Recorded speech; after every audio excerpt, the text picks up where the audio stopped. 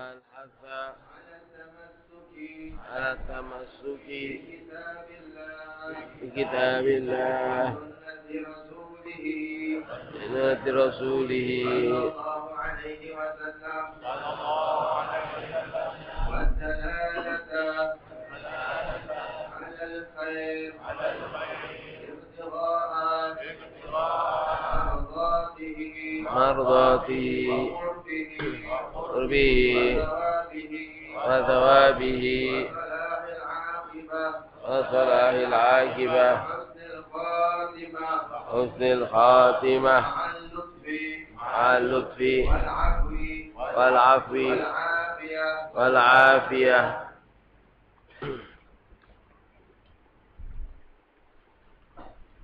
Assalamualaikum warahmatullahi wabarakatuh.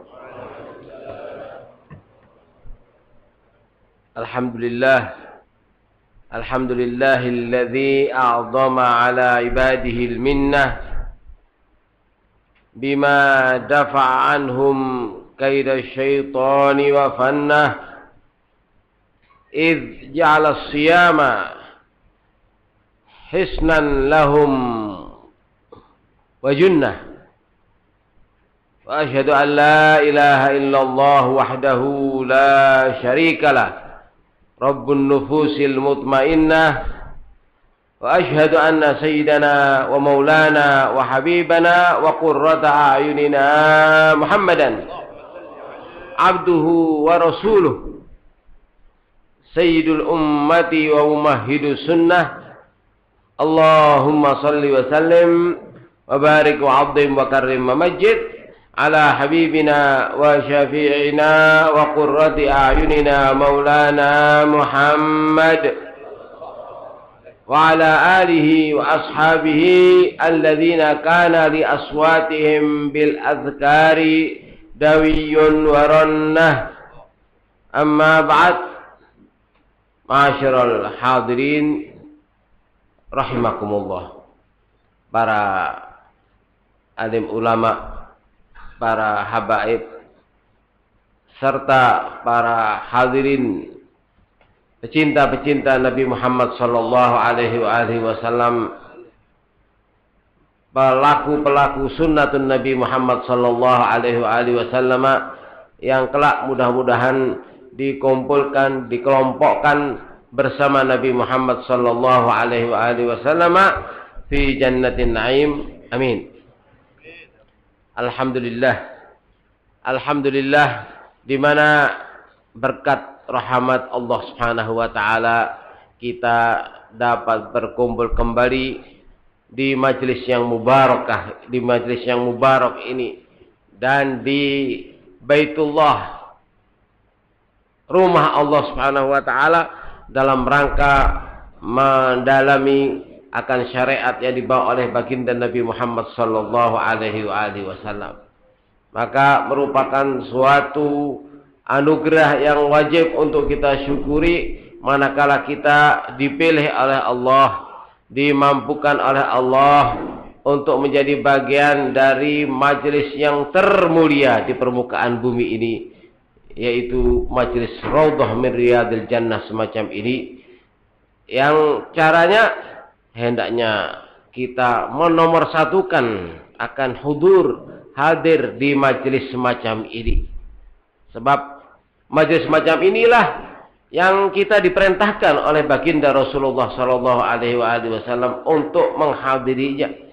Sebagaimana dalam hadis Al-Baihaqi wa Ibn Majah, Rasulullah sallallahu alaihi wasallam manakala memasuki akan Masjid An-Nabawi, beliau mendapati dua kelompok. Ada kelompok orang-orang yang berzikir, berdoa, dan ada pula kelompok orang-orang yang mempelajari syariat Nabi Muhammad, mempelajari akan hukum-hukum al-halal wal haram. Kemudian Nabi Muhammad sallallahu alaihi wasallam manakala ditanya, beliau bersabda, kilahuma ala khair, keduanya dalam kebaikan. Namun kelompok di mana umat Nabi Muhammad sallallahu alaihi wasallam mempelajari syariat Nabi Muhammad sallallahu alaihi wasallam, mempelajari syariat yang dibawa oleh Nabi Muhammad sallallahu alaihi wasallam dan disampaikan kepada umatnya dengan amanat yang sangat sempurna. Ini yang diutamakan oleh baginda Rasulullah sallallahu alaihi wasallam, sehingga beliau mengatakan, amma haula fayat'unallah wa yatlubuna minallah insya'a a'tahum wa insya'a mana'ahum. Mereka yang berdoa, berzikir, ini bila Allah berkehendak menerimanya, dan bila Allah berkehendak pula untuk tidak menerimanya, ya Allah tidak menerimanya. Namun lain dengan majlis di mana kelompok tersebut membahas akan hukum-hukum syariat Nabi Muhammad sallallahu alaihi wasallam. Amma haula fayu'allimuna al-jahil asy-syari'ah fahaula afdal. Innama bu'ithu mu'alliman. Adapun kelompok-kelompok di mana mereka mempelajari akan syariat yang aku bawa, ini lebih mulia. Kenapa? Menjadikan umatku orang-orang yang mengetahui akan syariat sehingga mereka mengamalkannya. Dan untuk inilah aku diutus oleh Allah Subhanahu wa taala. Maka merupakan kewajiban bagi kita untuk mensyukurinya, yang realisasinya sesibuk apapun kita harus menomorsatukan majelis semacam ini, karena majelis semacam inilah yang akan membahagiakan kita. Majelis semacam inilah, walaupun dalam masa satu jam setengah, ini yang akan kita bawa mati, ini yang akan kita banggakan di hadapan Allah Subhanahu wa taala.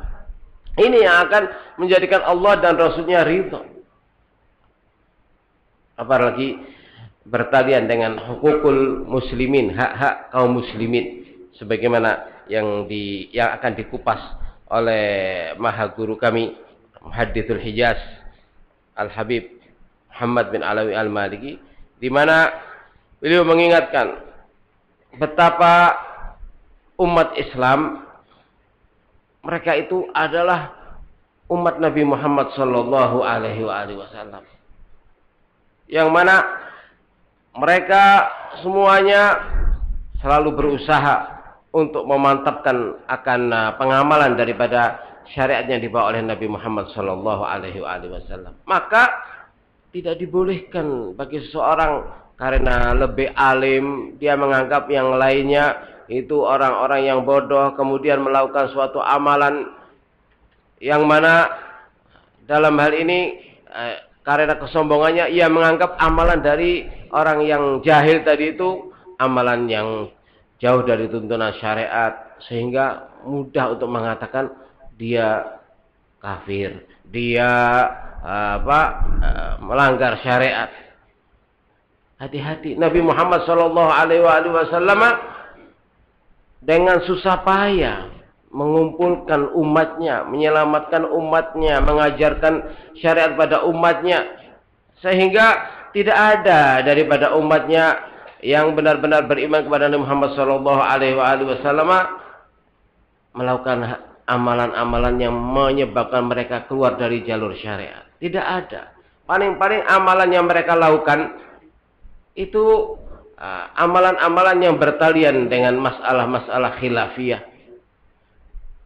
Bagaimanapun hal tersebut tidak akan mengeluarkan seseorang dari jalur Islam. Maka tidak mudah menuduh si fulan kafir, si fulan musyrik, apalagi dari sesama manusia. Tapi tidak ada daripada kita yang mengetahui akan apakah kita meninggalnya dalam keadaan su'ul khotimah atau husnul khotimah. Kita sendiri tidak mengetahui akan akhirat daripada kehidupan kita. Bagaimana dengan mudahnya, dengan lancangnya menuduh si fulan kafir, menuduh si fulan musyrik. Selagi ia tidak melakukan pelanggaran yang mengeluarkannya dari syariat, dari keimanan, tidak boleh mengalamatkan kekafiran, mencaci sekalipun dilarang oleh Al-Musyari'ul A'zam sallallahu alaihi wasallam. Ini yang akan dikupas oleh beliau Al-Habib Muhammad bin Ali Al-Maliki. Beliau mengatakan mencaci seorang muslim adalah tindakan fasik dan membunuhnya adalah tindakan kufur. Ketahuilah bahwa membenci atau memboikot dan berseberangan dengan kaum muslimin adalah haram hukumnya. Memaki orang Islam adalah tindakan fasik dan memeranginya adalah tindakan kufur jika menilai tindakannya tersebut adalah halal. Ini yang diingatkan oleh Nabi Muhammad sallallahu alaihi wasallam 15 abad lewat, yaitu sibabun muslim fusuk, mencaci saudara, ya, mencaci muslim itu hukumnya fasik. Apa arti fasik? Keluar dari jalur ketaatan kepada Allah Subhanahu wa taala. Karena selagi ia beriman kepada Allah Subhanahu wa taala dan Rasulnya, maka amalan-amalan yang dilakukan selain amalan-amalan yang mengeluarkan dia dari keimanan ini tidak bisa menjadikan dia divonis menjadi fasik atau kafir. Dan lebih bahaya lagi, yang memvonis tadi sesama manusia. Nah, ini padahal yang menentukan si fulan kafir, si fulan muslim itu hanya Allah Subhanahu wa taala. Bagaimana manusia yang tidak mengetahui apakah kelak ya matinya tertubruk atau matinya dalam keadaan sujud, ya, memvonis akan seseorang karena ia tidak senang atau karena musuhnya, memvonisnya sebagai kafir. Ini. Maka dalam hal ini al-iman, keimanan ini di atas segala-galanya. Sehingga tidak boleh seseorang hanya karena permusuhan pribadi kemudian mencacinya. Kenapa? Kalau ia mencacinya berarti mencaci akan keimanannya. Sementara keimanan itu adalah ma'rifahnya, mengenalnya si hamba kepada Allah Subhanahu wa taala. Berarti dengan dia mencaci akan si mukmin, ia mencederai akan hubungan antara si hamba dengan Allah Subhanahu wa taala. Bahkan dengan ia mencaci si mukmin tadi, dia meragukan akan hubungan si hamba dengan Allah Subhanahu wa taala. Suatu kesalahan yang sangat besar.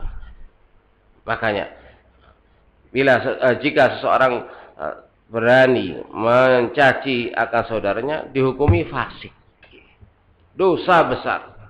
Dan lebih-lebih manakala ia memeranginya, ya, membunuhnya, ini bahaya besar. Minal muhlikat, yaitu kafir. Karena sama dengan membenci akan kekasih Allah Subhanahu wa taala. Membenci akan seseorang yang di hatinya ada iman dengan Allah Subhanahu wa taala, yang mana keimanan ini adalah anugerah yang tidak ada tandingan. Dalam kehidupan di dunia ini Allah Subhanahu wa taala memberikan akan bermacam-macam anugerah, bertingkat-tingkat akan macam-macamnya. Namun dari seluruh anugerah yang dianugerahkan oleh Allah Subhanahu wa taala pada hambanya, tidak ada anugerah yang melebihi al-iman, keimanan. Karena keimanan inilah gambaran akan kenalnya si hamba kepada Sang Khalik, yaitu Allah Subhanahu wa taala. Keimanan ini adalah gambaran daripada si hamba betul-betul mengetahui bahwa Allah adalah khaliquhu.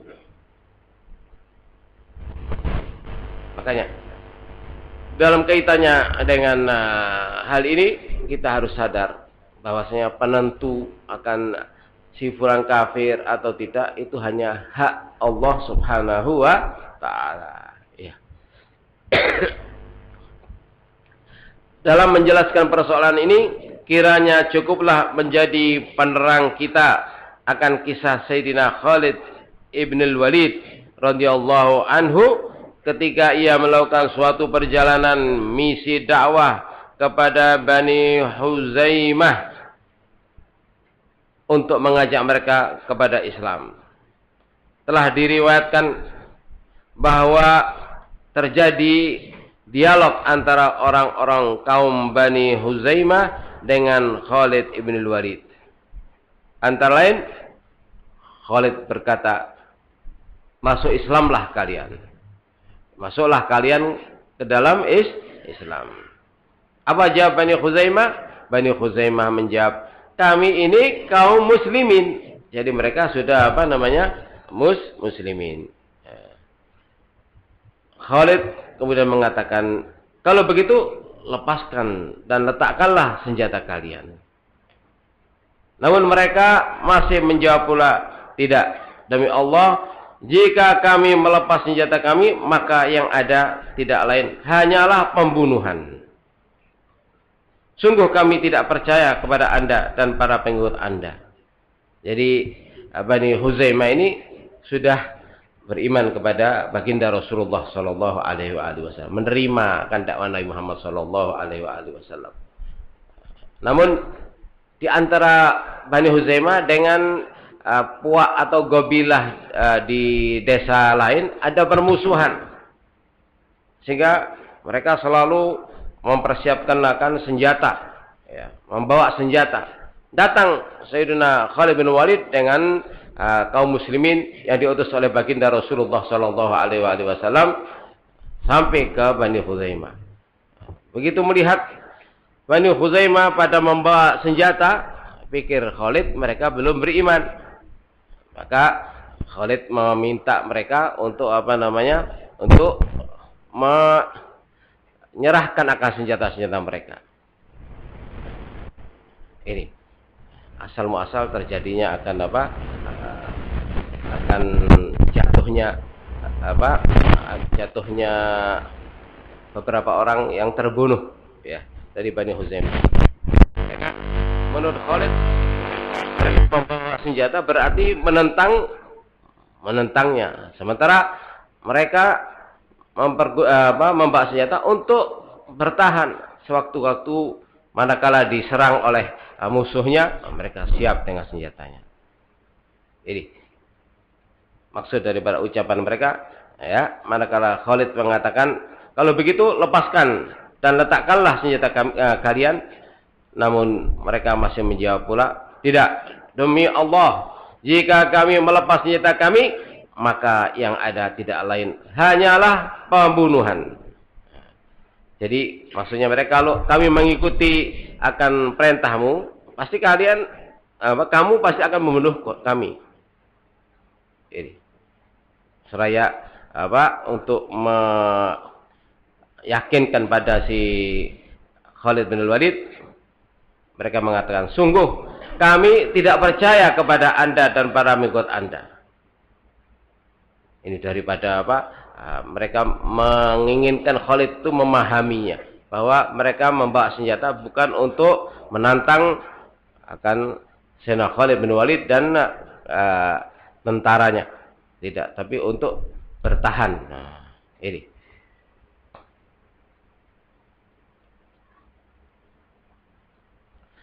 Lantas Khalid berkata lagi, kalau begitu kalian tidak akan mendapatkan jaminan keamanan dari kami kecuali kalian mau meletakkan senjata. Maka menyerahlah sebagian di antara mereka dengan menurunkan dan melepaskan senjatanya, namun sebagian lagi tidak mau menyerah. Dalam riwayat yang lain, Khalid mengunjungi suatu kaum, dan ketika mereka menghadap, bertanyalah Khalid, apakah kalian muslimin atau kafir? Mereka menjawab, kami adalah muslim. Kami telah mengerjakan salat, kami mempercayai Muhammad Rasulullah sallallahu alaihi wasallam, dan kami telah membangun masjid-masjid di daerah kami. Namun dalam riwayat tersebut dinyatakan bahwa mereka sama sekali tidak mengatakan aslamna. Artinya apa? Mereka tidak mengatakan aslamna, maksudnya tidak mengatakan kami telah masuk Islam. Mereka hanya berkata soba'na, soba'na, yang artinya kami telah menyerah. Jadi apa? Kata-kata soba'a, yasba'u, ya, soba'na itu apa namanya? Bisa diartikan menyerah, bisa diartikan apa? Masuk agama baru, ya. Ini lain dengan apa? Aslamna, aslamna kami masuk Islam.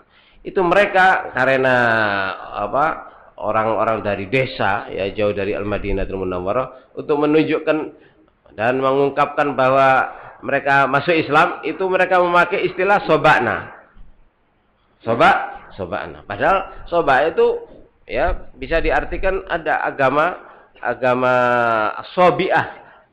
Salah satu agama daripada anak-anak agama Al-Yahud. Itu. Maksudnya mereka untuk apa? Meyakinkan pada Sayyidina Khalid, kami telah masuk Islam, tapi memakai bahasa mereka, soba'na. Tidak mengatakan aslamnya. Di sini timbul apa? Salah faham. Nah, timbul apa? Salah apa? Persepsi. Ini. Sehingga apa? Setelah mereka mengatakan soba'na, oleh sebab itu Khalid berkata, kalau begitu untuk apa senjata itu? Jadi untuk apa kalian membawa senjata?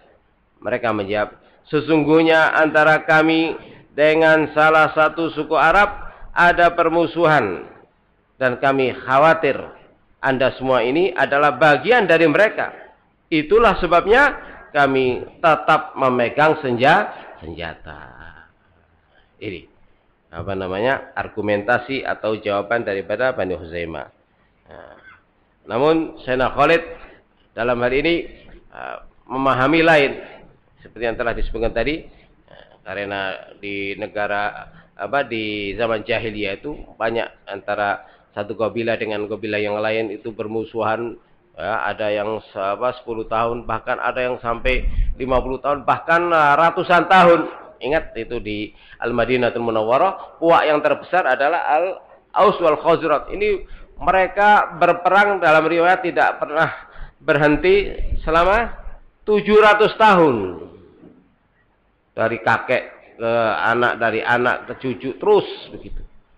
Baru yang mampu, yang bisa menyatukan mereka adalah baginda Nabi Muhammad sallallahu alaihi wasallam. Ya.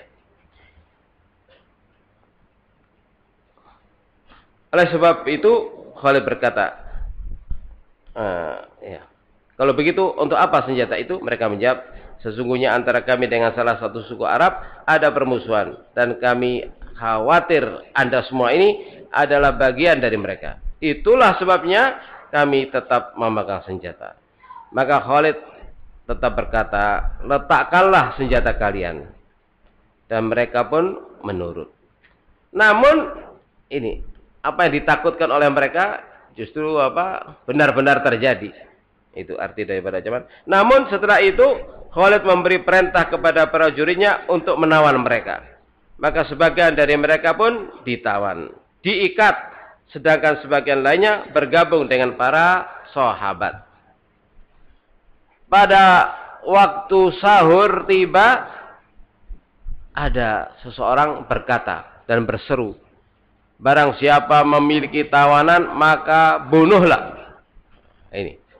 Maka Bani Salim, ya, atau apa tadi riwayat Bani Salim tadi Bani Huzaimah, ya. Nah, ini maka Bani Salim lantas membunuh para tawanannya. Ini yang ditakuti oleh mereka, ya, justru terjadi. Sedangkan kaum Muhajirin dan Ansor menahan diri, bahkan mereka lantas melepaskan para tawanannya. Ini karena apa? Kesalahpahaman akan pandangan menjadikan terjatuhnya banyak korban. Kemudian tentara yang dipimpin oleh Khalid bin Walid kembali ke Al-Madinatul Munawwarah. Begitu sampai di Al-Madinatul Munawwarah, Nabi ya sudah mendapatkan berita minas sama bahwa telah terjadi akan kesalahpahaman antara si Sayyidina Khalid bin Walid dengan Bani Huzaimah atau Bani Salim, sehingga jatuhlah beberapa korban. Di sini untuk menggambarkan betapa iman itu adalah anugerah yang teramat besar. Kemuliaan yang terhebat, tertinggi adalah apa? Al-iman. Makhluk-makhluk yang bagaimanapun mulianya, itu tidak ada apa-apanya bila dibandingkan dengan al-iman. Sehingga Ar-Rasul Shallallahu Alaihi Wasallam manakala mencium akan Al-Hajarul Aswad. Ini Al-Hajarul Aswad kelak menjadi saksi bagi setiap orang yang menciumnya. Ini orang yang umroh atau haji atau tawaf di Al-Masjidil Haram, ya, kemudian mencium Al-Hajarul Aswad. Ini kelak Hajarul Aswad ini akan bersaksi kebaikan, akan bersaksi kepada Allah bahwa hambamu ini telah melakukan tawaf. Buktinya ia menciumku. Ini maka dianjurkan untuk kita mencium akan Al-Hajarul Aswad. Bahkan dalam ucapan Al-Imam Ibnul Muqaffa bahwasanya daripada keistimewaan umat Nabi Muhammad sallallahu alaihi wasallam, yaitu walaupun Nabi Muhammad sallallahu alaihi wasallam telah meninggalkan umat 15 abad, kita ya al-mutaakhirun dari umatnya Nabi Muhammad, bahkan orang terakhir pun dari umat Nabi Muhammad sallallahu alaihi wasallam sekarang ini ya bisa untuk mencium bibir Nabi Muhammad sallallahu alaihi wasallam. Bisa. Bagaimana caranya? Yaitu datang ke Makkatul Mukarramah, kemudian mencium akan Al-Hajarul Aswad. Kenapa demikian? Sebab seperti disebutkan dalam hadis-hadis, Nabi Muhammad sallallahu alaihi wasallam bila mencium Al-Hajarul Aswad, itu bibir beliau renggangkan dan beliau tempelkan erat-erat kepada Al-Hajarul Aswad dan berlama-lama. Nah, di sini siapapun dari umat Nabi Muhammad sallallahu alaihi wasallam, kata Ibnu Muqaffa, jika ingin mencium bibir Nabi Muhammad sallallahu alaihi wasallam, hendaknya mencium akan Al-Hajarul Aswad. Ini salah satu gambaran daripada keistimewaan umat Nabi Muhammad sallallahu alaihi wasallam. Ya. Ini berkat siapa? Nabi Muhammad sallallahu alaihi wasallam. Lain dengan umat-umat terdahulu. Kalau umat-umat terdahulu begitu nabinya meninggal putus, tidak ada hubungannya lagi. Tapi tidak dengan umat Nabi Muhammad sallallahu alaihi wasallam. Tetap hubungan orang terakhir dari umat Nabi Muhammad sallallahu alaihi wasallam sama persis dengan hubungan Sayyidina Abu Bakar, Sayyidina Umar kepada Rasulullah sallallahu alaihi wasallam. Dibuatkan berbagai macam cara. Antara lain sebagaimana dalam Al-Bukhari, Rasul sallallahu alaihi wasallam itu meminta kepada Allah untuk cepat-cepat menghadap Allah guna beliau lebih dekat kepada kita. Lebih dekat kepada umatnya. Pertanyaannya, bagaimana itu semuanya bisa terjadi? Nah, jawabannya, yang namanya manusia, jin, itu diciptakan oleh Allah Subhanahu wa taala untuk keabadian. Adapun kehidupan di dunia ini hanyalah merupakan awal daripada perjalanan yang telah ditentukan oleh Allah Subhanahu wa taala untuk nantinya finish di akhirat, entah fariqun fil jannah wa fariqun fis sa'ir. Penentunya adalah kehidupan di dunia ini. Kalau berhasil meninggalnya dalam keadaan husnul khatimah, maka seterusnya ia akan akan lebih mudah dalam melalui menjalani kehidupan setelahnya. Namun bila matinya su'ul khotimah sebagai tanda tidak suksesnya di dalam jalankan akan misi di kehidupan di dunia, maka semakin jauh ya kehidupannya semakin berat. Ini hati-hati. Ini yang ditakutkan oleh baginda Rasulullah Sallallahu Alaihi Wasallam. Maka Rasulullah Sallallahu Alaihi Wasallam manakala melihat umatnya kecil-kecil, ya pendek-pendek, ya badannya maupun umurnya, beliau meminta kepada Allah Subhanahu Wa Taala untuk cepat-cepat menghadap Allah Subhanahu Wa Taala. Kenapa? Karena kalau si Muslim saja itu manakala meninggal dunia, yaitu apa? Pindah dari kehidupan di dunia menuju kehidupan apa? Kehidupan barzakh. Maka dalam kehidupan barzakh tidak ada lagi taklif. Makanya kehidupan barzakh disebut apa? Alamul jaza. Alam untuk apa? Merasakan si mukmin, si hamba Allah daripada hasil jerih payahnya waktu di dunia beribadah, ya, merasakannya dari sejak ia pindah ke alamul barzakh. Ini. Kalau si muslim yang ta'i, yang beramal baik, begitu meninggal, dia tinggal menikmati akan hasil jerih payahnya, yaitu di barzakh. Dia apa? Tidak ada kewajiban lagi. Jadi menikmati akan pahala daripada sholatnya, menikmati pahala dari apa? Qiyamul lail, ya. Menikmati pahala dari apa? Mencari rizki yang halal, ya. Menikmati pahala daripada puasanya, dari amal ketaatannya. Kenapa? Karena semuanya itu diperuntukkan untuk beristirahat. Orang muslim yang demikian di barzakhnya itu benar-benar beristirahat. Ya. Kalau si muslim saja demikian, apalagi dengan apa? Imamul muslimin Habibuna Muhammad sallallahu alaihi wasallam. Kalau di saat beliau di dunia banyak kewajiban-kewajibannya, kewajiban al-jihad fi sabilillah, kewajiban ad-dakwah, kewajiban ini dan kewajiban itu, ya. Maka dalam hal ini beliau ingin lebih dekat lagi pada umatnya. Caranya meminta kepada Allah Subhanahu wa taala untuk dipanggil pulang oleh Allah Subhanahu wa taala. Ini semuanya gambaran yang jelas dari firman Allah, wa ma arsalnaka illa rahmatan lil alamin, yang mana 90% daripada rahmat Nabi Muhammad diperuntukkan untuk kita-kita ini. Diperuntukkan untuk kita-kita yang hidup di akhir zaman ini. Malahan kalau dilihat lebih banyak akhir zaman ini daripada umat Nabi sallallahu alaihi wasallam yang mendapatkan akan prioritas, keutamaan, perhatian khusus dari baginda Nabi Muhammad sallallahu alaihi wasallam. Kenapa? Karena Nabi tidak ada lagi kewajiban lagi. Maka seluruh waktunya difokuskan untuk umatnya. Ingat dalam hadis ma min ahadin minkum yusallimu alayya illa waradallahu alayya ruhi hatta arudda alaihi salam.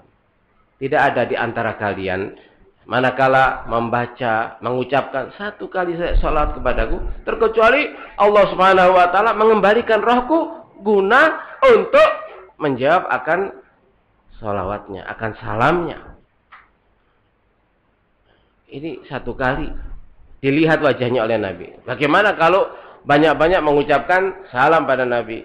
Nabi tidak akan lupa dengan wajah yang sering mengucapkan salam. Makin banyak Nabi makin mengenalnya, makin banyak makin terpatri fotonya, gambarnya di hati Nabi Muhammad sallallahu alaihi wasallam. Bagaimana kelak tidak mendapatkan syafaat? Bagaimana orang demikian kelak tidak diselamatkan oleh Nabi? Ini. Jadi hubungan akhir zaman daripada umat Nabi Muhammad sallallahu alaihi wasallam ini lebih kuat dengan Nabi, kepada Nabi daripada sebelumnya. Hanya kita ini saja, bagaimana caranya untuk kita bisa seperti sahabat-sahabat, bisa ta'alluq dengan baginda Rasulullah sallallahu alaihi wasallam. Kita harus meniru Sayyidina Imam Al-Habib Abdullah bin Alwi Al-Haddad. Kalau ada kalimat-kalimat ya atau ungkapan-ungkapan beliau tidak mengetahuinya apakah itu hadis atau tidak, beliau langsung menanyakan langsung pada Nabi Muhammad sallallahu alaihi wasallam. Sayyidina Imam Al-Habib Ahmad bin Hasan At-Tas, beliau karena tidak pernah meninggalkan qiyamul lail, manakala beliau terlambat qiyamul lail, yang membangunkan langsung Nabi Muhammad sallallahu alaihi wasallam. Bahkan Al-Imam Abdul Ghani An-Nabulsi, manakala berumur 9 tahun, ketika berumur 9 tahun, beliau berjumpa langsung dengan Nabi Muhammad sallallahu alaihi wasallam. Berjumpa langsung. Ini berkat as-shalah ala Nabi Muhammad sallallahu alaihi wasallam.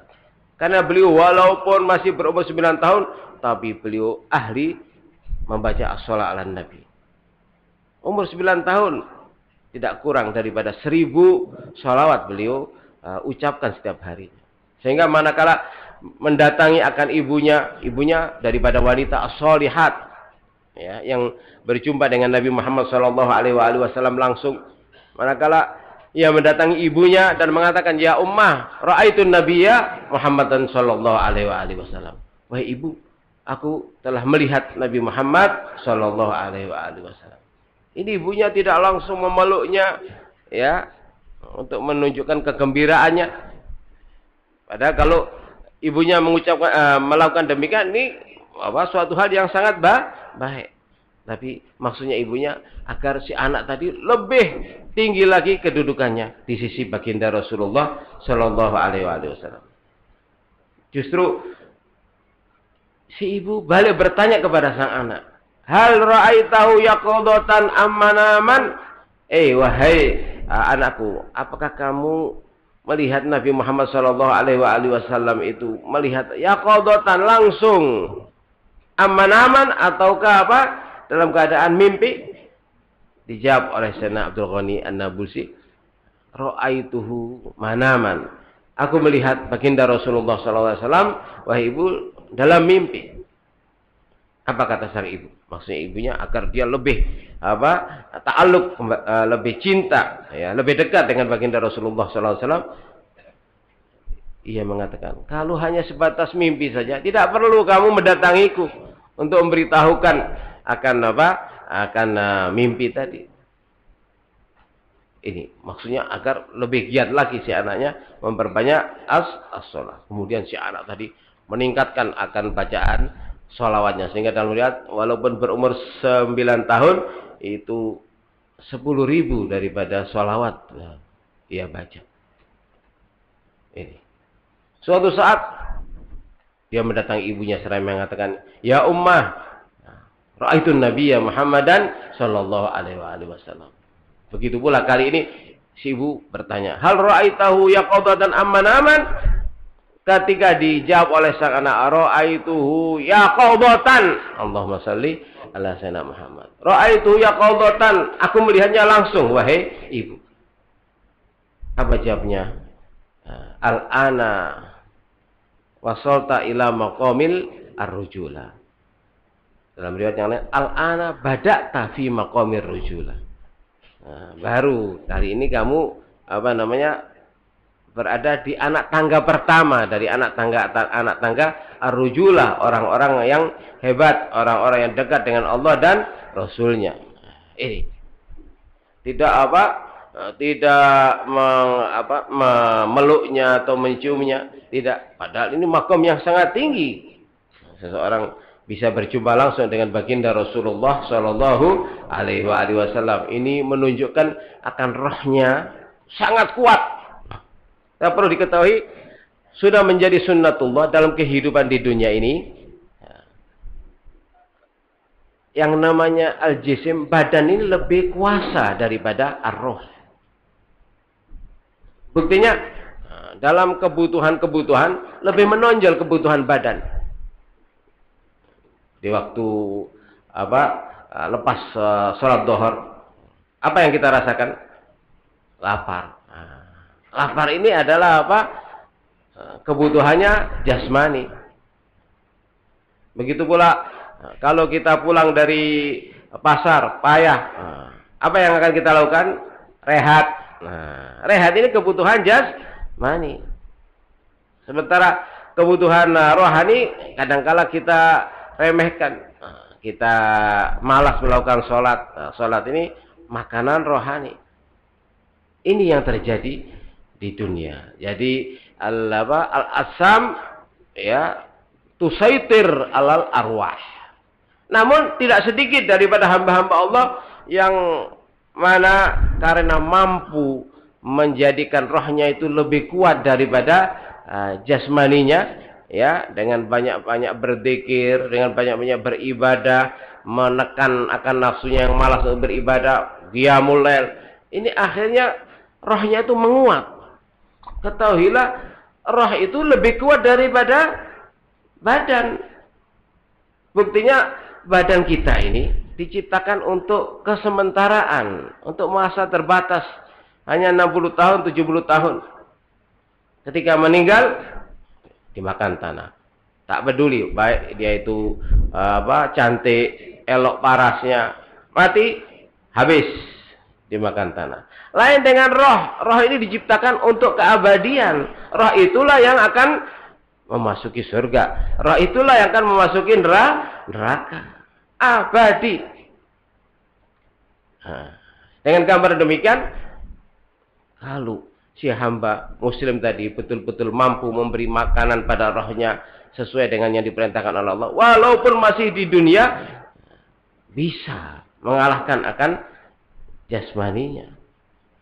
Buktinya Ar-Rasul Shallallahu Alaihi Wasallam itu berhari-hari, bahkan berpuluh-puluh hari daripada umatnya tidak makan. Kenapa? Sudah kenyang dengan ghidha'ur ruh, dengan banyaknya bersolawat, dengan banyak berzikir, kenyang sehingga tidak ada lapar lagi.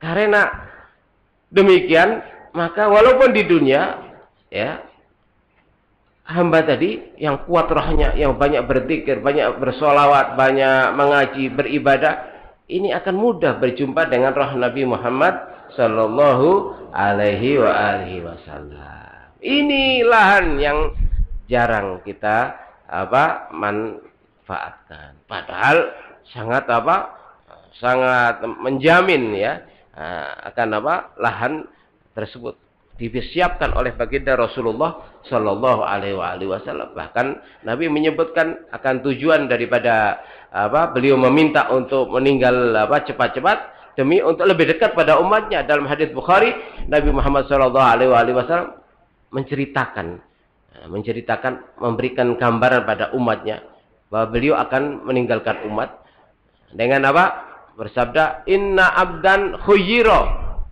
baina ma indallah wa baina zahratid dunya. Fakhtara ma indallah. Ada seorang hamba yang disuruh oleh Allah SWT untuk memilih apakah ia cepat-cepat menghadap Allah ataukah berlama-lama di dunia untuk menikmati kehidupan di dunia, untuk bergelimang dengan dunia. Fakhtara ma indallah, justru ia lebih mengutamakan untuk menghadap Allah cepat-cepat. Ini isyarat dari Rasulullah SAW.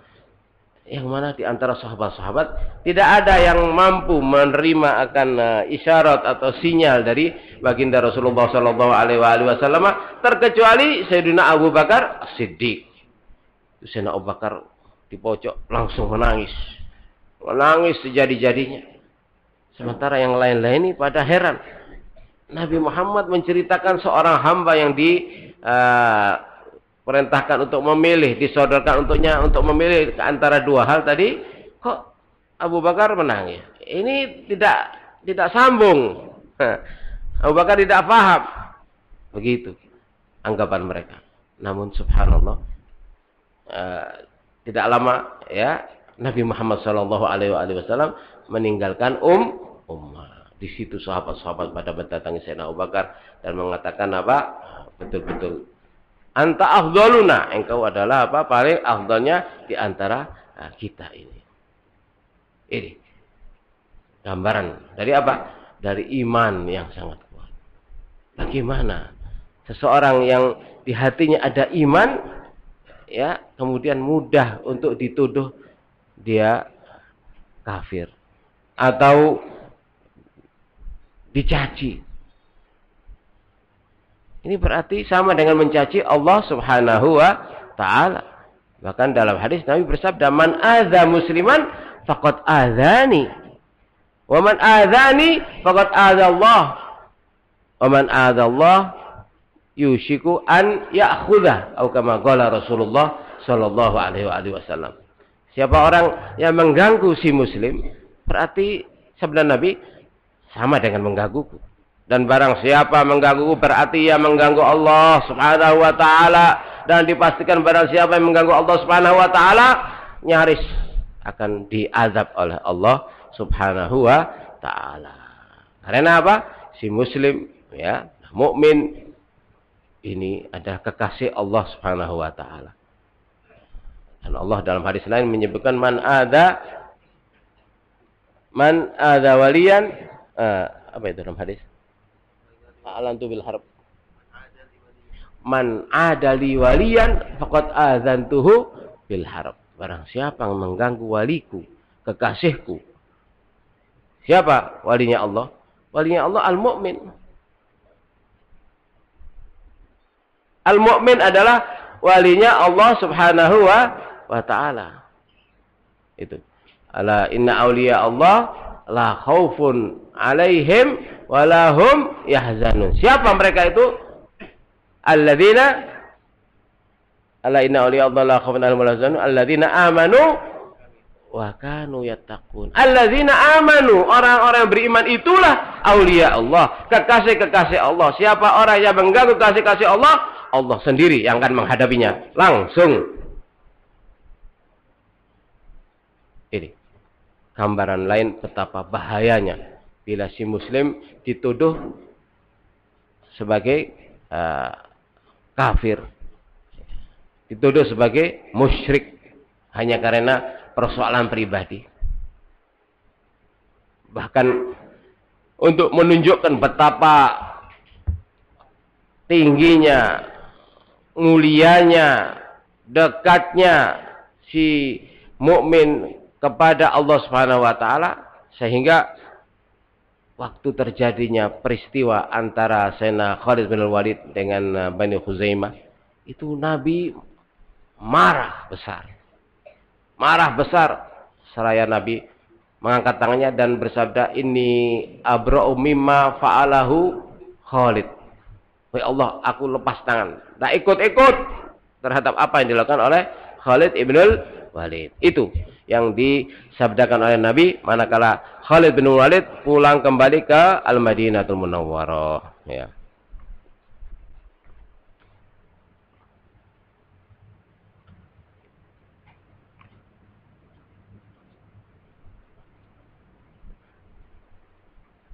Mana tadi?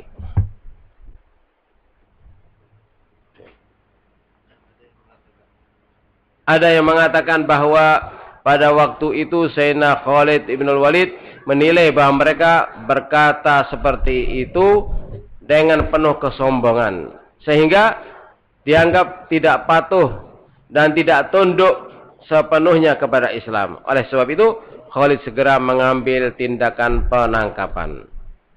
Namun satu hal yang disesalkan Nabi Muhammad SAW adalah ketergesa-gesaan Khalid dan ketidaktelitiannya dalam perkara kaum itu, sebelum Khalid tahu persis maksud dan ucapan mereka yang berbunyi sobakna tadi, yang dengan kata lain dapat juga berarti kami masuk agama Sobiah, yaitu salah satu anak daripada anak-anak agama Yahudi, yaitu Sobiah. Itu satu kelompok daripada kelompok-kelompok daripada sekte Yahudi. Padahal bukan itu maksud mereka. Sungguh pun begitu, Khalid dimaafkan oleh Nabi Muhammad sallallahu alaihi wasallam. Dan Nabi pernah juga bersabda tentang Khalid. Nabi bersabda, "Ni'ma Abdullahi akhul ashirati Khalid bin Walid min suyufillah." Ya. Saifun min suyufillah, ada. Dalam riwayat yang lain ada tambahan saifun min suyufillah. Sallallahu alal kafirina wal munafiqin. Sebaik-baiknya hamba Allah adalah saudara kita Khalid ibn Walid. Salah satu pedang dari pedang-pedang Allah yang dihunuskan di atas leher orang-orang kafir dan orang-orang musyrikin, orang-orang munafikin. Ini apa namanya? Daripada kedudukan si Sayyidina Khalid bin Walid di hadapan baginda Rasulullah sallallahu alaihi wasallam. Namun dalam hal ini tetap Rasulullah sallallahu alaihi wasallam menyayangkan akan ketergesa-gesaannya sehingga apa? Sampai jatuh korban. Sementara korban tadi itu muslim ya. Begitu pula dengan cerita Sayyidina Usama ibn Zaid. Jadi tadi cerita sahabat Khalid bin Walid dengan Bani Huzaimah atau Bani Salim ya. Nah, sementara riwayat yang kedua ini juga terjadi antara siapa? Usama bin Zaid. Siapa Usama bin Zaid? Usama bin Zaid ini Zaid bin siapa? Bin Haritha. Zaid bin Haritha itu budaknya Rasulullah sallallahu alaihi wasallam yang sangat dicintai oleh Rasulullah sallallahu alaihi wasallam sehingga di awal daripada dakwah baginda Rasulullah sallallahu alaihi wasallam tidaklah disebut Zaid ini kecuali Zaid bin Muhammad. Ini dari cintanya Nabi Muhammad sallallahu alaihi wasallam pada siapa? Sayyidina Zaid. Ya. Bahkan sampai dikawin sudah kita sampai situ aja. Kemudian Sayyiduna Zaid punya anak siapa? Usama. Itu Sayyidina Zaid karena kedekatannya dengan baginda Rasulullah sallallahu alaihi wasallam sehingga di kalangan sahabat dikenal dengan hibbun Nabi Muhammad sallallahu alaihi wasallam. Apa artinya hibbun? Kekasih Nabi Muhammad sallallahu alaihi wasallam. Ini kedudukannya sangat tinggi karena bukan dari Nabi, tapi ini perintah dari Allah Subhanahu wa Ta'ala. Ingat perbuatan Nabi, perilaku Nabi, ucapan Nabi, itu semuanya dari Allah. Atas perintah Allah. Wa ma yantiqu 'anil hawa in huwa illa wahyun yuha. Ini makamnya sangat tinggi bagi si Z sehingga disebut hibbun Nabi Muhammad sallallahu alaihi wasallam. Sayyidina Z punya anak namanya Usama. Usama ini seumur dengan Sayyidina Hasan, Sayyidina Husain. Jadi Nabi Muhammad sallallahu alaihi wasallam bila memeluk cucunya Sayyidina Husain, Sayyidina Hasan, memeluk juga akan siapa? Usama. Karena cintanya Nabi pada Usama. Itu.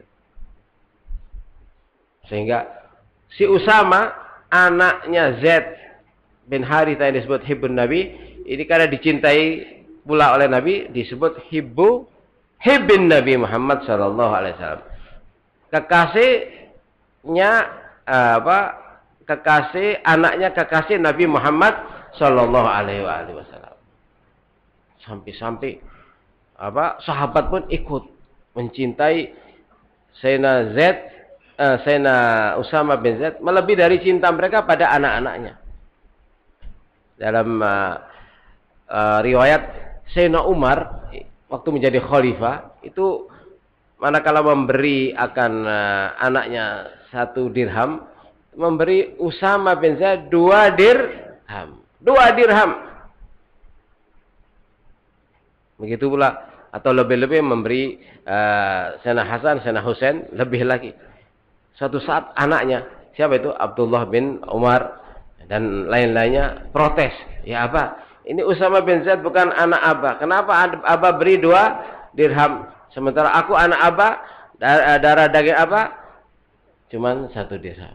Apa jawab Sayyidina Umar? Ketahuilah, kamu tidak seperti Zaid, tidak seperti Usama di hadapan Nabi. Kamu tidak dicintai oleh Nabi seperti Nabi mencintai Usama. Maka aku harus mencintai Usama ya melebihi dari cintaku pada anakku. Demi Rasulullah sallallahu alaihi wasallam. Allahumma shalli ala Muhammad. Ini Sayyidina Usama bin Zaid walaupun masih muda, itu dari cintanya Nabi, beliau dikirim untuk misi-misi membuka akan akan desa-desa ya di sekitar Al-Madinatul Munawwarah. Suatu kali manakala dihadang oleh kaum musyrikin, kemudian di antara mereka karena mereka kalah melarikan diri. Ada satu di antaranya terpegang waktu akan dibunuh, ditusuk, dia mengucapkan la ilaha illallah. Kawan daripada Sayyidina Usama manakala mendengar orang tadi yang sudah terjatuh ya karena dohirnya takut dibunuh, mengucapkan la ilaha illallah, tidak berani untuk membunuhnya. Namun si Usama bin Zaid langsung menusukkan akan pedangnya. Begitu pulang Nabi marah besar. Saya mengatakan, ya Usama, bagaimana kamu membunuh orang yang mengucapkan melafazkan la ilaha illallah? Bagaimana engkau berani membunuh orang yang keluar dari mulutnya la ilaha illallah? Terus diulang-ulang oleh Nabi Muhammad SAW. Sehingga dalam riwayat Sayyidina Usama mengatakan, wallahi, ya demi Allah, aku merasa belum masuk Islam dengan adanya rasa penyesalannya Nabi yang sangat besar tadi. Bila perlu aku masuk Islam setelahnya. Begitu merasa takut dan penyesalan yang besar pada dirinya manakala melihat Rasulullah sangat menyayangkan dan mengulang-ulanginya. Sehingga manakala dijawab oleh Sayyidina Usama bin Zaid, ya Rasulullah, dia mengucapkan la ilaha illallah itu karena apa? Takut akan aku bunuh. Rasulullah menjawab, kamu sudah membuka akan dadanya sehingga kamu mengetahui bahwa dia mengucapkan tadi itu untuk menyelamatkan diri, ya, bohong istilahnya atau benar-benar beriman. Sudah kamu buka akan Sudah kamu belah akan dadanya. Ini gambaran lain betapa sangat bahaya manakala seorang mencaci si muslim apalagi membunuhnya, ya. Ini riwayat yang disebutkan oleh Sayyid Muhammad Al-Maliki. Begitu pula dengan cerita Sayyidina Usama bin Zaid, sahabat kesayangan Rasul, putra kesayangan beliau, yang menurut riwayat Imam Bukhari dari Abu Dobiyah, ya.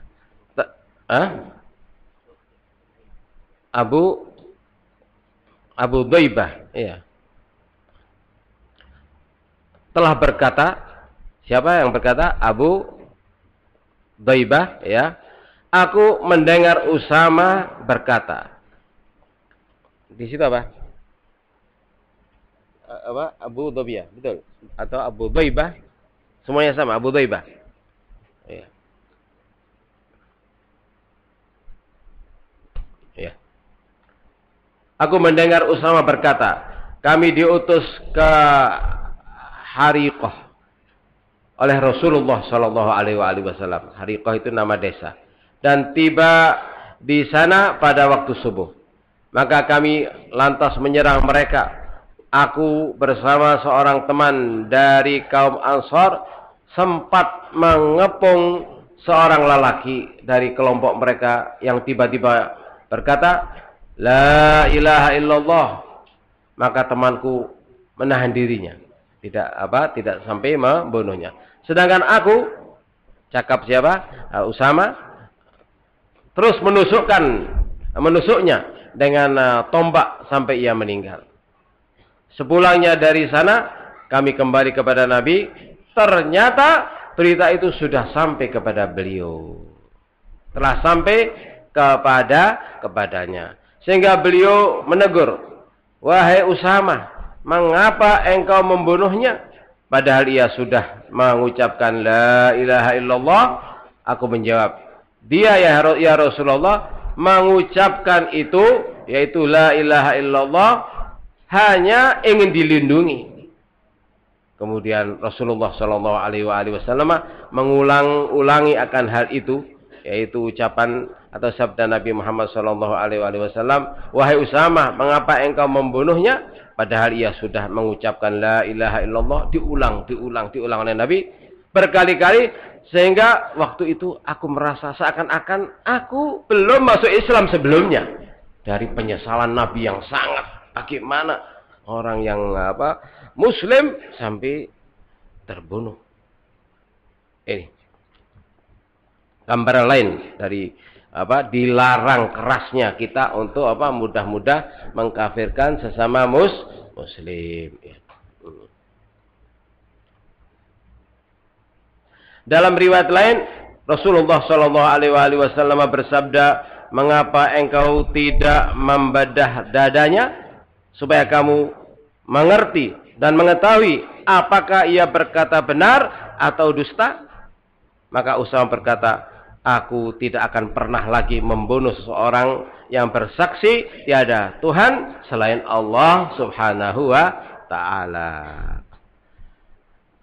Cerita yang ketiga, sebagai dasaran tidak dibolehkan bagi kita, ya, apapun alasannya, tidak boleh untuk menuduh saudara kita al-muslimin, tidak dibolehkan mencacinya, apalagi membunuhnya. Sayyidina Ali bin Abi Thalib, manakala beliau berperang dengan kaum Khawarij, itu beliau tidak berani mengkafirkan al-Khawarij. Padahal al-Khawarij membunuh akan sahabat-sahabat Nabi Muhammad Shallallahu Alaihi Wasallam. Bahkan sempat berdialog dengan beberapa orang tentang pendapat Sayyidina Ali, apakah al-Khawarij itu kufar atau muslimun? Ini cuplikan daripada dialog Sayyidina Ali. Sayyidina Ali yang pernah ditanya tentang kelompok yang menentang beliau, al-Khawarij, apakah mereka itu kafir? Ini lihat daripada ketinggian iman daripada Sayyidina Ali bin Abi Thalib. Tidak berani beliau mengkafirkan akan sesama muslim. Apalagi lebih-lebih al-Khawarij memerangi beliau. Dalam hal ini, kalau seseorang bermusuhan dengan orang lain, ini akan sangat mudah untuk mengalamatkan segala kesalahan pada musuhnya, ya kan? Bila perlu itu tadi mengkafirkannya. Tapi karena Sayyidina Ali yang imannya itu sangat sempurna, sehingga beliau pernah mengatakan, "Lau kusyifal ghita'u lamazlatu yaqinan." Kalau seandainya dibuka hijab antara aku dengan Allah, imanku itu 1 inci pun, 1 senti pun, 1 mili pun tidak akan bertambah.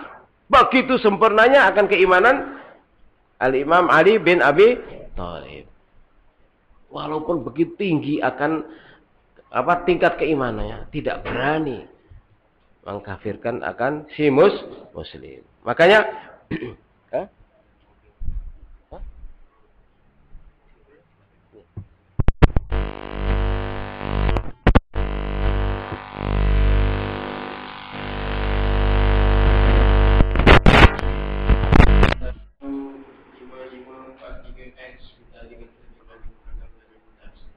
W464 dan W5543X.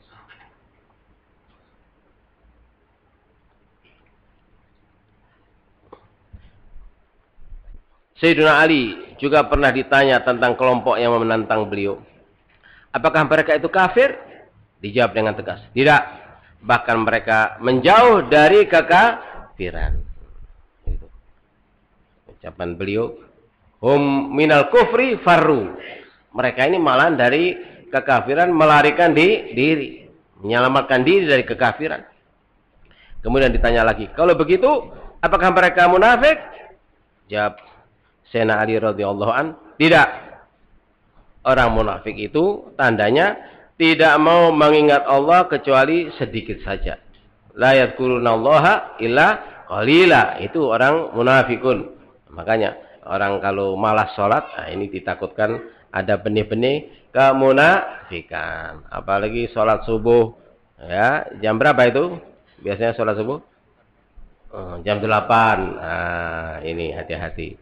Berarti ada di di dadanya, ya, di benaknya benih-benih kemunafikan.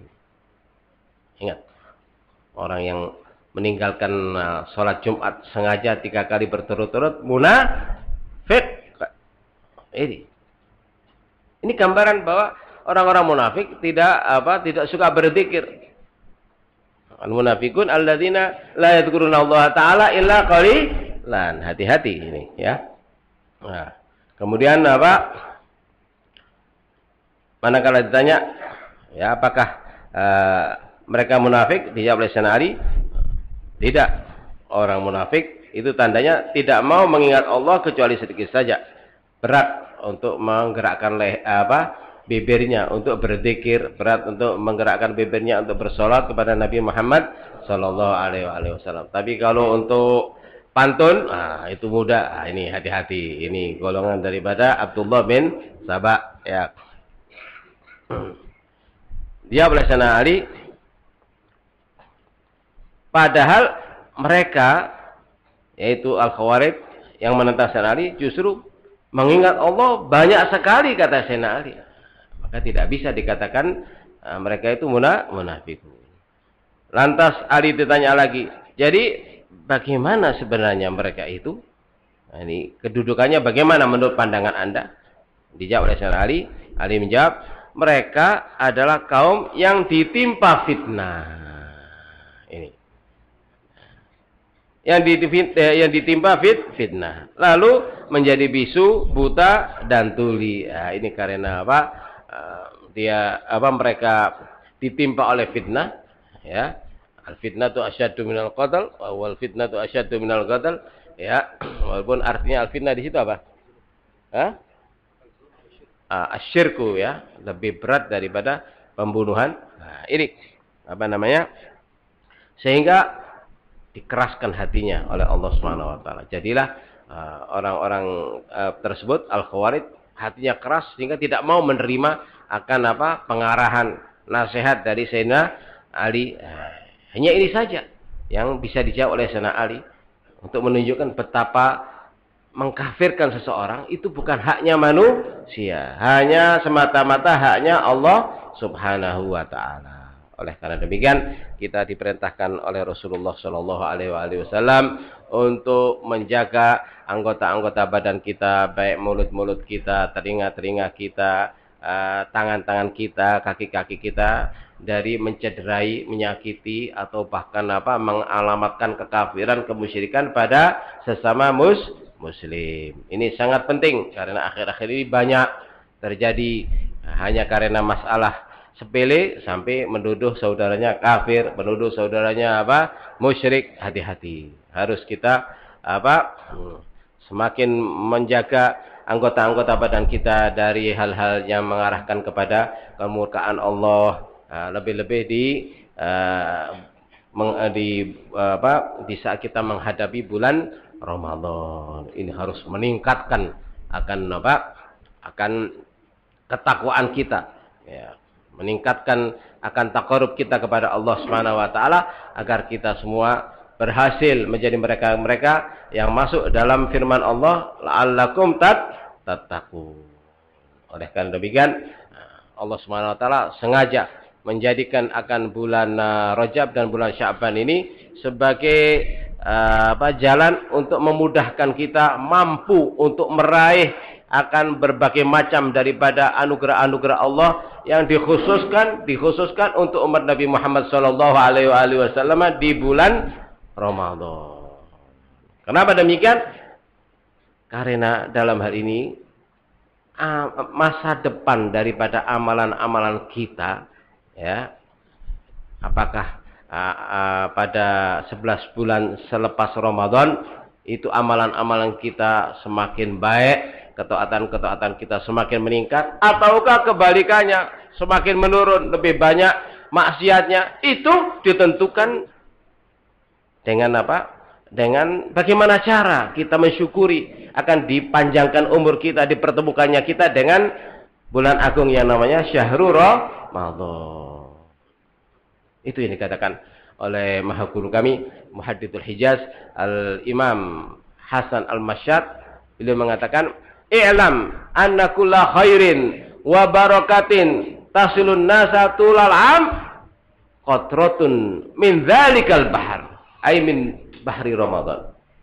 I'lam, ketahuilah, anna kulla, sesungguhnya tidak ada daripada kebaikan, tidak ada daripada kebajikan yang dilakukan oleh si hamba pada 11 bulan selepas Ramadan, terkecuali itu bagian kecil, percikan, tetesan air laut, ya, yang namanya bulan Ramadan.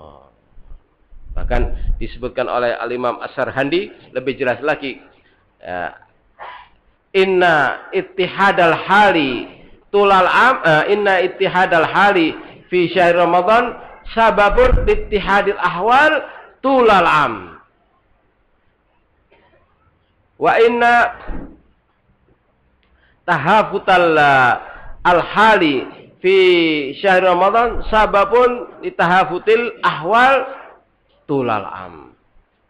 Ketahuilah anna ittihadal hal, asalnya ittihad bersatunya, tenangnya, mantapnya keadaan si muslim, si umat Nabi Muhammad di dalam menjalankan akan perintah-perintah Allah di bulan Ramadan, di dalam mensyukuri akan dipertemukannya dengan bulan Ramadan, dengan menjadikan setiap menit, setiap waktu, setiap masa daripada hari-harinya, malam-malamnya dengan meningkatkan amal ketaatan di bulan Ramadan. Itu cerminan penentu akan kepastian pada 11 bulan setelahnya akan semakin meningkat amal ketaatannya, akan semakin bertambah pahalanya.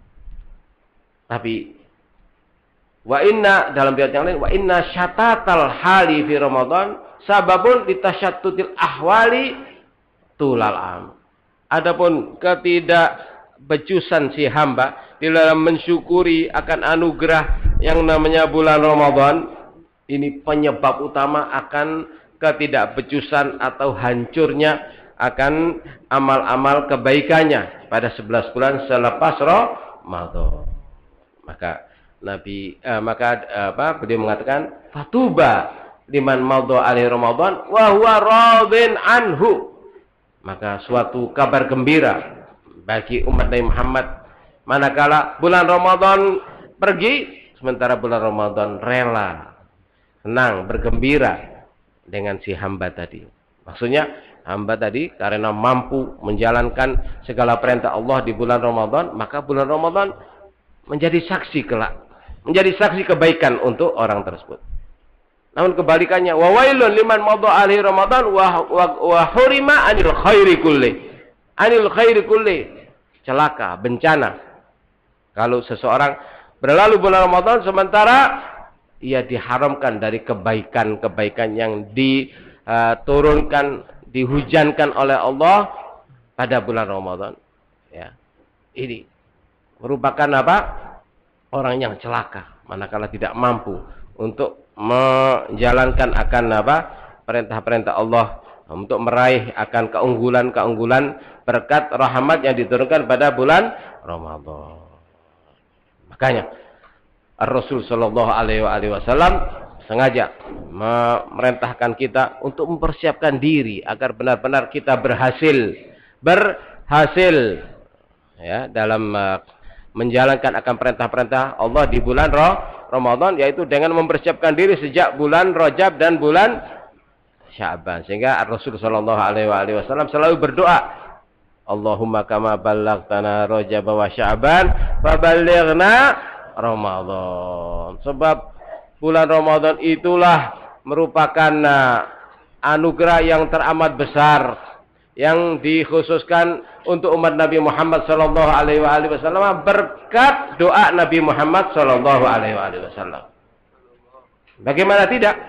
Manakala Rasul sallallahu alaihi wasallam dinampakkan akan umur-umur umat-umat terdahulu, ada yang diberi umur 2000 tahun, ada yang diberi umur 3000 tahun, ya. Ada yang diberi umur 5000 tahun. Sementara umur-umur umat Nabi Muhammad sallallahu alaihi wasallam paling tinggi, paling panjang 70 tahun. Dalam sabda Nabi, hasadu ummati ma baina sittina was sab'in. Masa panennya, bahasa ini Pak. Masa tuainya umur-umur umatku antara 60 tahun dan 70 tahun. Wa qalilun man yajuzu dzalik. Jarang, langka dari umatku yang umurnya melampaui 70 tahun. Walaupun setiap pagi ya olahraga sehat ya, itu sebelum 60 tahun sudah out dari dunia. Ini yang harus kita takuti. Walaupun tiap hari dia menjaga kesehatannya, makan vitamin pil 12 macam masuk ya. Itu umumnya sebelum 70 tahun sudah apa? Innalillahi wa inna ilaihi raji'un. Ini yang ditakutkan oleh Rasul sallallahu alaihi wasallam, sehingga Nabi apa? Taqallaha. Nabi menganggap sangat singkat umur-umur umat beliau sallallahu alaihi wasallam. Kemudian dari rahmatnya Allah pada Nabi Muhammad sallallahu alaihi wasallam, Allah menganugerahkan untuk umat Nabi Muhammad, terkenai Muhammad, suatu anugerah yang teramat besar, yaitu walaupun umur umat Nabi Muhammad zahirnya singkat, tapi bila mampu menjalankan anugerah tersebut, bila mampu memaksimalkan akan resep mujarrab tadi dari Nabi Muhammad SAW, dipastikan hakikat daripada pahala yang didapatnya itu melebihi pahala yang didapat dari orang yang diberi umur 6.000 tahun, 7.000 tahun sekalipun. Apa anugerah tersebut? Anugerah tersebut adalah Lailatul Qadar. Ini Lailatul Qadri khairum min alfi syahr. Lailatul Qadar itu lebih baik dari 1000 bulan. Itu 1000 bulan sama dengan 83 tahun lebih. Sementara Rasul sallallahu alaihi wasallam telah mengingatkan umatnya yang namanya orang yang beramal baik yang bertepatan dengan turunnya Lailatul Qadar itu dipastikan pahalanya dilipat gandakan melebihi daripada pahalanya orang yang beribadah lebih dari 1000 bulan. Baik ia di saat melakukan perbuatan kebajikan tadi itu dia tahu bahwa malam itu malam Lailatul Qadar ataupun tidak, pasti amalan ibadahnya sekecil apapun dibesarkan, dilipat gandakan melebihi daripada amal ibadah orang yang diberi kesempatan melakukannya tadi lebih dari 1000 bulan, sekecil apapun. Walaupun di saat tibanya Lailatul Qadar, walaupun dia tidak mengetahuinya, ia menyisihkan akan batu kecil atau menyisihkan akan kulit pisang dari jalan agar saudaranya muslim tidak terpleset. Ini dilipat gandakan pahalanya oleh Allah Subhanahu wa taala melebihi daripada orang-orang yang diberi umur lebih dari 1000 bulan. Apalagi waktu turunnya Lailatul Qadar, ya, dia lagi mencium kaki daripada ibunya. Mencium telapak kaki daripada ibunya. Ini yang harus kita manfaatkan, karena akhir-akhir ini banyak anak-anak yang tidak birrul walidain, banyak daripada putra-putri yang uququl walidain. Wal iyadu billah. Ini, mari kita manfaatkan. Mari anak-anak menunjukkan akan birrul walidainnya, ya, terutama di bulan Ramadan. Dipastikan amal ketaatannya melebihi pahalanya daripada orang yang beramal ketaatan 1000 bulan atau lebih. Yang mana disebutkan oleh Habibullah bin Al-Haddad, dalam hal ini dengan gambaran tadi, dipastikan setiap umat Nabi Muhammad sallallahu alaihi wasallam manakala berjumpa dengan bulan Ramadan, manakala dimampukan untuk menjalankan perintah-perintah Allah sepanjang bulan Ramadan, dipastikan mendapatkan Lailatul Qadar. Itu. Bahkan Nabi dalam hadis menyebutkan man shalla al-isya'a fi jama'atin wa shalla subha fi jama'atin faqad akhadha haddahu min Lailatul Qadar.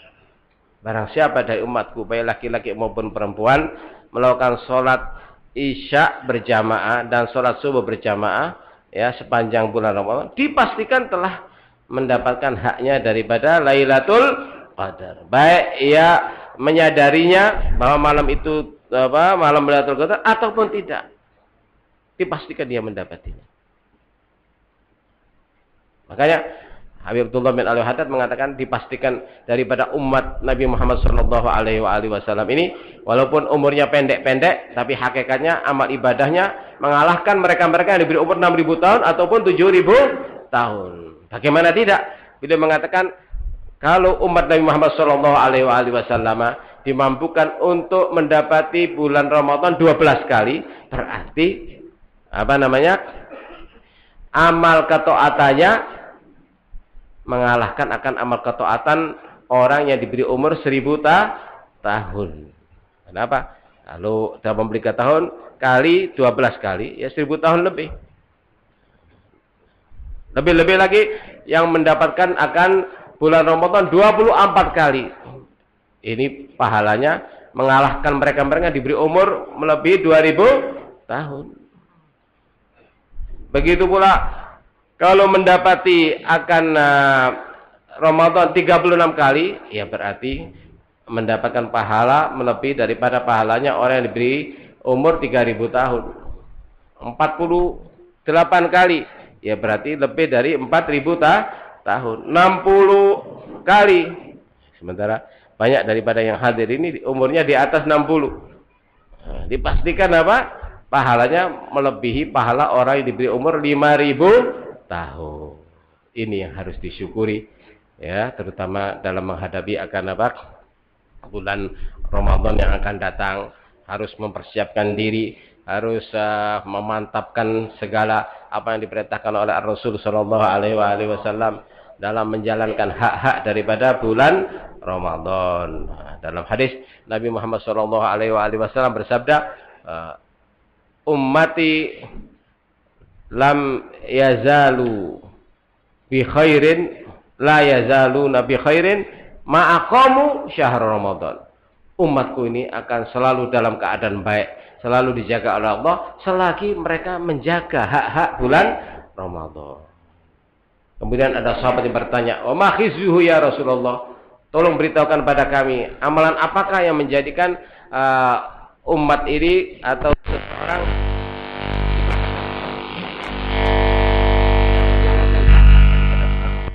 dijawab oleh Rasul sallallahu alaihi wasallam, man amila fihi zinan au syariba khamran fa alaihi la'natullah wa la'natul malaikati ila mithlihi min Ramadan. Orang yang tidak menghargai bulan Ramadan, orang yang tidak menjaga hak-hak bulan Ramadan, yaitu bila tiba bulan Ramadan dia tidak mensyukurinya, bahkan dia melakukan perbuatan yang menjadikan Allah murka, yaitu menentang akan hak-hak bulan Ramadan dengan melakukan dosa-dosa besar, berzina, minum minuman keras, ya, mencuri, ya. Ini tak tanggung-tanggung Allah melaknatnya. Bukan saja Allah melaknatnya, Allah merintahkan hamba-hambanya pun ikut melaknatnya. Malaikat-malaikat diperintahkan untuk melaknatnya. Itu bukan 1 hari, 2 hari, seterusnya sampai tiba bulan Ramadan kedua. Itu kalau ia panjang umur sampai bulan Ramadan mendatang. Kalau meninggal di tengah jalan, sebelum mencapai bulan Ramadan lagi, diingatkan oleh Nabi, wa idza mata qabla ayyudika Ramadan falaisat lahu hasanatun yattaqi bihan nar fattaqu syahr Ramadan. Fattaqu syahr Ramadan. Kalau seandainya si hamba yang mencederai akan nama baik dari bulan Ramadan tersebut mati, meninggal sebelum tiba bulan Ramadan kedua, maka sebanyak apapun dari amal kebaikannya sedikit pun tidak akan mampu menolak akan adab Allah Subhanahu wa taala. Maka Nabi mengingatkan, hati-hatilah. Jagalah hak-hak daripada bulan Ramadan. Ini. Banyak daripada kita menganggap kita sudah menjalankan perintah-perintah Allah di bulan Ramadan daripada puasa, daripada amal-amal kebaikan. Padahal hakikatnya justru perbuatan kita menjadikan Allah murka, menjadikan Rasulullah SAW tidak ridho. Itu. Makanya Rasul SAW mengingatkan kita harus menghormati akan bulan Ramadan. Antara yang menjaga adab daripada as-shaum. Dalam selama ini kita berpuasa, kita hanya mengutamakan al-adab ad-dhahirah, adab-adab dhahir saja daripada bulan Ramadan. Ini umum. Ya. Adab-adab dhahir daripada puasa. Apa? Jadi adab-adab berpuasa itu terbagi menjadi dua. Ada al-adab al-dhahirah dan ada pula al-adab al-batinah. Al-adab al-dhahirah yaitu mencegah diri dari makan, ya, dari minum, dari jima, ya, dari terbitnya fajar sampai tenggelamnya matahari. Ini semuanya hanya Hanya al-adab al-dhahirah. Padahal di sana ada al-adab yang lebih menentukan lagi untuk bisa diterimanya akan puasa kita terutama. Apa? Yaitu yang disebut al-adab al-batinah. Al-adab al-batinah ini yang menentukan akan qabulul ibadah. Yang menentukan dalam masalah puasa akan qabulul as-shaum. Sementara al-adab al-dhahirah ini hanya menjadikan sihhatus shaum. Apa sihhatus shaum?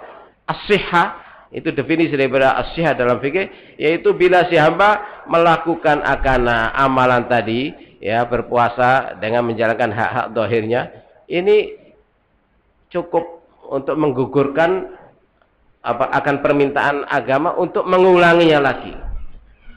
Gugur permintaan untuk melakukan kedua kalinya itu gugur. Hanya itu saja arti daripada as-shaumu sahih. Hanya itu saja arti daripada as-sholatu sahihah. Maksudnya setelah orang itu melakukan sholat duhur dengan syarat rukunnya, wudu, istiqbalu kiblat, menutup aurat, sudah tidak diperintahkan untuk mengulanginya lagi. Itulah arti istilah sholatnya sahihah. Tapi tidak ada hubungan dengan qabulus sholat.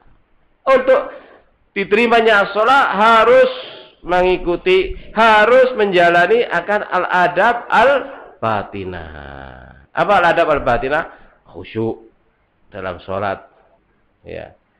Setiap membaca akan akan ayat Al-Qur'an, ya, ayat Fatihah harus menyadari artinya dan memposisikan dirinya benar-benar di hadapan Allah Subhanahu wa taala. Ini al-adab al-batinah. Ini daripada al-adab al-batinah. Begitu pula al-adab al-batinah bagi puasa yang merupakan inti daripada diterimanya puasa kita.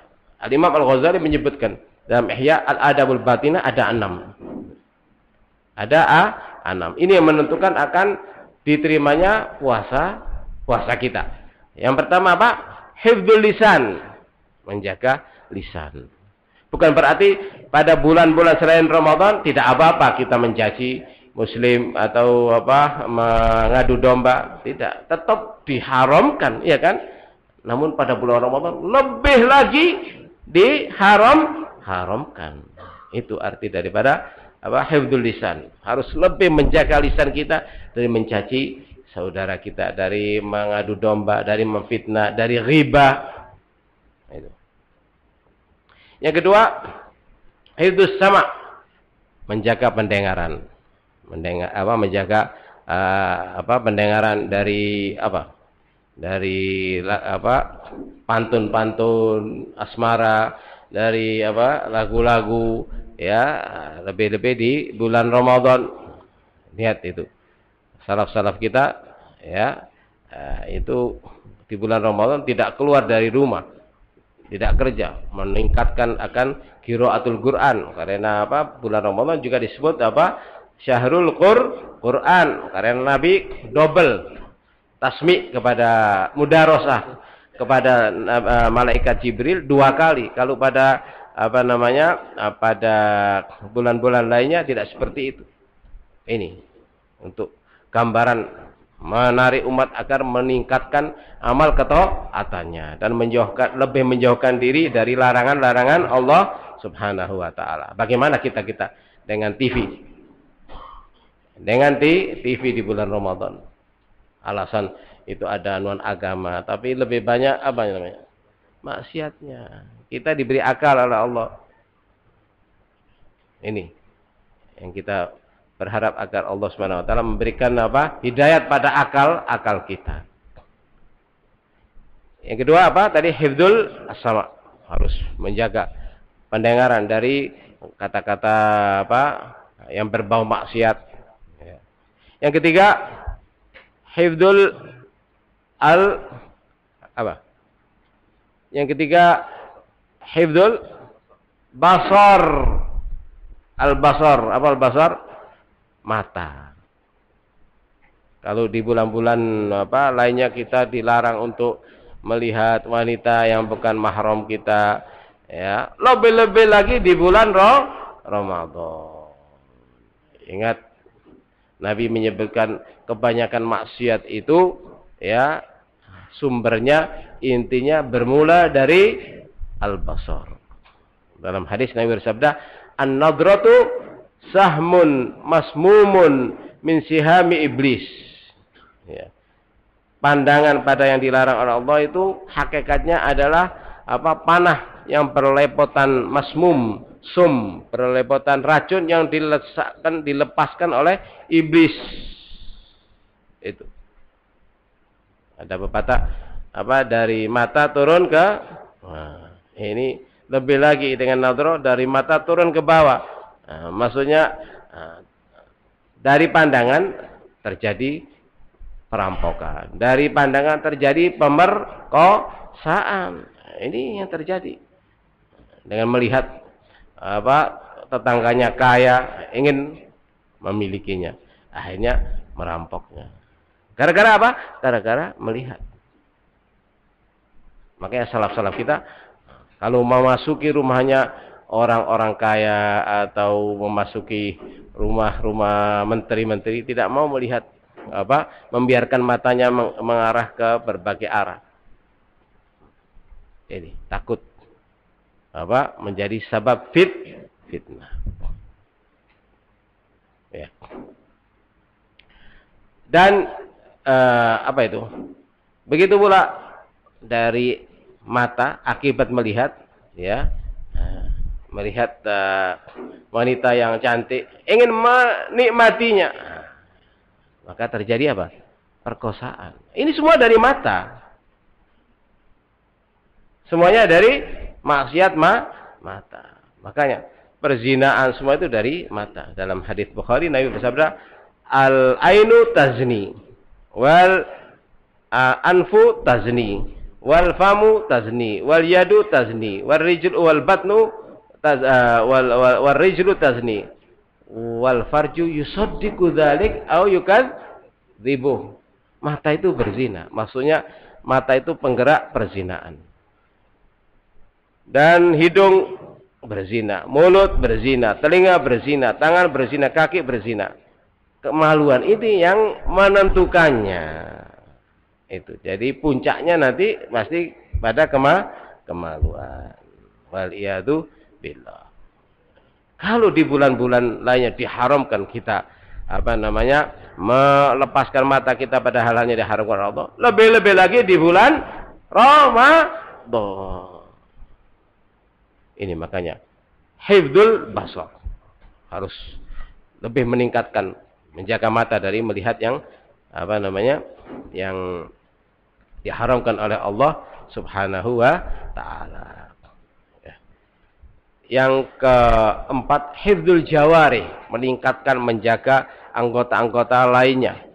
Ya, anggota-anggota badan kita, baik tangan kita harus menjaganya, lebih menjaganya dari menjamah, menggerakkannya pada hal-hal yang diharamkan oleh Allah, menjaga perut kita dari makanan-makanan syubhat, menjaga kaki kita untuk melangkah ke tempat-tempat yang diharamkan oleh Allah Subhanahu wa taala. Ini syarat keempat daripada al-syurutul batinah bagi qabulnya as-shaum, puasa.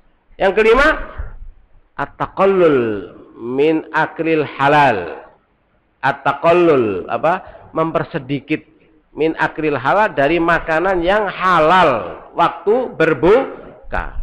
Itu at-taqallul min aklil halal indal iftar. Walaupun dari makanan halal pun kita harus mempersedikit. Mempersedikit. Nah, kenapa demikian? Padahal dalam hal ini umumnya yang kita ketahui yang dilarang itu makan makanan haram. Kalau makanan halal boleh, benar dalam dalam dasarnya. Tapi dalam pelaksanaannya, penyebabnya terjadinya nafsu menjadi kuat itu diakibatkan memakan makanan yang halal melebihi daripada kebutuhannya, melebihi daripada porsinya. Inilah yang menguatkan kembali akan nafsu kita yang dari pagi, dari terbit fajar sampai sebelum berbuka, nafsu sudah lemah, menjadi bangkit kembali, menjadi kuatlah, lagi mengalahkan akan keadaannya pada bulan-bulan lainnya. Jadi justru dengan berbuka dari makanan halal yang melebihi akan batasnya, ini menjadikan nafsu di bulan Ramadan lebih kuat daripada di bulan-bulan lainnya. Bahaya. Nah, di sini cerminan bagi kita. Berapa puluh tahun kita berpuasa? Apakah puasa kita pasti diterima oleh Allah? Kalau kita di bulan Ramadan ke pasar pekan. Pasar. Waktu ke pasar melihat ada Ada tadi? Kue serabi. Ya. Kue serabi langsung beli. Nah, ini ingat untuk buka. Nanti melihat lagi kue lapis. Beli lagi. Beli apa lagi itu? Tadi itu ada pisang goreng. Itu meja itu tak cukup untuk buka. Begitu buka, habis itu semuanya. Ini sama dengan godoan, bukan bukan itu tadi. Godok, balas dendam. Dendam. Akibatnya nafsunya yang lemah tadi menjadi kuat. Sehingga dipastikan orang yang berbuka walaupun dari makanan halal tapi melebihi akan dosisnya, melebihi akan akan ketentuannya, ini menyebabkan dia tidak mampu untuk menjalankan akan fadail di bulan Ramadan. Dipastikan orang yang berbuka tadi itu melebihi ketentuannya, ya, bangun untuk sholat itu perlu diangkat, ya kan? Karena sudah tak kuat. Itu selesai sholat, tak baca lagi akan wirid, langsung tidur. Nah, tidur sampai sahur, baru sahur bangun, makan lagi. Ini kesia-siaan. Ini tangisi oleh Rasulullah SAW. Waktu turunnya rahmat, turunnya Lailatul Qadar, dia dalam keadaan tidur. Hina, menyedihkan, menyakitkan hati baginda Rasulullah Sallallahu Alaihi Wasallam. Ketahuilah kuatnya akan nafsu sehingga menyebabkan terjadinya maksiat bukan dari makanan haram, tapi justru dari makanan halal yang melebihi batas. Sayyiduna Al-Imam Abdullah bin Abbas mengatakan ghafaltu arba'ina babam minal mubah makhafatal wuqu'i fil haram. Makhafatal wuqu'i fil haram. Aku menutup pintu-pintu tidak kurang dari 40 amalan ya yang mubah karena takut kalau aku membukanya, kalau aku melakukannya akan mendorongku untuk melakukan larangan-larangan Allah Subhanahu wa taala. Ini jelas, tak usah jauh-jauh Imam Ghazali misalkan orang yang berpuasa kalau berbuka itu 2 pinggan ya, itu pembantu perempuan yang sudah tua.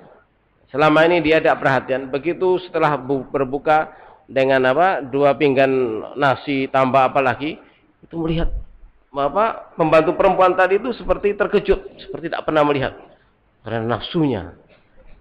Ini karena kebanyakan makan halal. Kebanyakan makan halal. Makanya Nabi mengingatkan akan betapa makanan halal itu bila melebihi kebutuhan menjadi pendorong kuat untuk terjadinya kemaksiatan, sehingga Rasulullah Shallallahu Alaihi Wasallam banyak-banyak berpuasa itu untuk mengingatkan umat bahwasanya yang namanya puasa itu anugerah tersendiri, yaitu pengekang satu-satunya yang mujarab terhadap nafsu. Nafsu itu sulit untuk dikekang terkecuali satu, yaitu berpuasa. Ini ada sahabat datang pada Nabi meminta nasihat. Dijawab oleh Nabi, alaika bissaum. Kamu banyak-banyak berpuasa. Dia ingin nasihat yang lainnya. Dia meminta kembali, ya Rasulullah, ausini. Dijawab oleh Nabi, alaika bissaum. Sampai ketiga kalinya Nabi tetap mengatakan alaika bissaum dan menambah lagi, fa innahu la idlalah. Banyak-banyaklah berpuasa karena berpuasa itu adalah pengekang nafsu yang tidak ada tandingannya. Ini berpuasa. Makanya Nabi sampai-sampai 2 hari 3 hari tidak makan untuk mengingatkan pada umatnya betapa berpuasa itu suatu anugerah. Ya. Yang keenam daripada syurutul batinah yang menentukan kabulnya puasa, yaitu an yakuna bainal khaufi war roja ba'dal iftar, yaitu setelah berbuka harus ada perasaan harapan ya agar diterima puasanya, dan rasa takut jangan-jangan karena aku berbuat ini berbuat itu atau makan melebihi dosis waktu buka, puasaku tidak diterima oleh Allah Subhanahu wa taala. Harus timbul perasaan demikian untuk menjadikan semangat ya pada hari esoknya untuk lebih meningkatkan akan kemantapan berpuasanya. Ini asyurutul batinah, yaitu hifdzul al-lisan, hifdzul as-sama', hifdzul basar, hifdzul jawarih, an yuqallila min aklil halali indal iftar. Yang keenam, an yakuna bainal khaufi war raja. Bila si al-shaim tadi mampu melaksanakan keenam daripada asyurutul batinah, dijamin puasanya menjadi puasa yang makbul. Puasanya betul-betul menjadi pengekang akan nafsunya. Puasa menjadi satu-satunya rahasia antara hamba dengan Allah Subhanahu wa ta'ala. Mudah-mudahan Allah Subhanahu wa ta'ala menjadikan kita daripada mereka-mereka yang benar-benar mampu mensyukuri anugerah dipertemukannya oleh Allah dengan bulan Ramadan, sehingga benar-benar amal ibadahnya diterima oleh Allah, ketaatannya diterima oleh Allah, puasanya diterima oleh Allah Subhanahu wa ta'ala, dan dipertemukan dengan Lailatul Qadar. Mudah-mudahan anak istri kita, keluarga kita, cucu kita, ikhwanul muslimin wal muslimat semuanya mendapatkan akan Lailatul Qadar dan dimantapkan akan amal ketaatannya, sehingga mendapatkan akan fadail daripada bulan Ramadan, dan menjadikan kita benar-benar pantas untuk menjadi bagian daripada umat Nabi Muhammad sallallahu alaihi wasallam yang dianugerahkan bulan Ramadan, sehingga Nabi bersabda, wa ramadhanu syahru ummati. Mudah-mudahan kita digolongkan pada golongan umat Nabi Muhammad sallallahu alaihi wasallam yang selalu dibanggakan oleh bulan Ramadan, yang kelak bulan Ramadan akan menjadi saksi kebaikan bagi kita, yang kelak bulan Ramadan akan menuntun kita pada keridhaan Allah, yang kelak bulan Ramadan akan mendorong kita, menuntun kita ke surga Allah Subhanahu wa taala. Allahumma inna nas'aluka ya Allah ya sami'ad du'a ya mujibad da'awat ya qadhiyal hajat, inna nas'aluka bibarakati hadhil ayyam, bibarakati kalamina fi fadaili syahri ummati habibikal azam sayyidina Muhammad ala wa syahr Ramadan. Inna nas'aluka an taj'alana min ahli Ramadan. Allahumma ij'alna min ahli Ramadan. Allahumma ij'al zawjatina min ahli Ramadan. Allahumma ij'al auladana wa banatina min ahli Ramadan. Allahumma ij'al ahbabana min ahli Ramadan. Allahumma ij'al ummatan Nabi Muhammad min ahli Ramadan. Allahumma arzuqna lailatal qadar wa 'azim lana fiha al-ajr.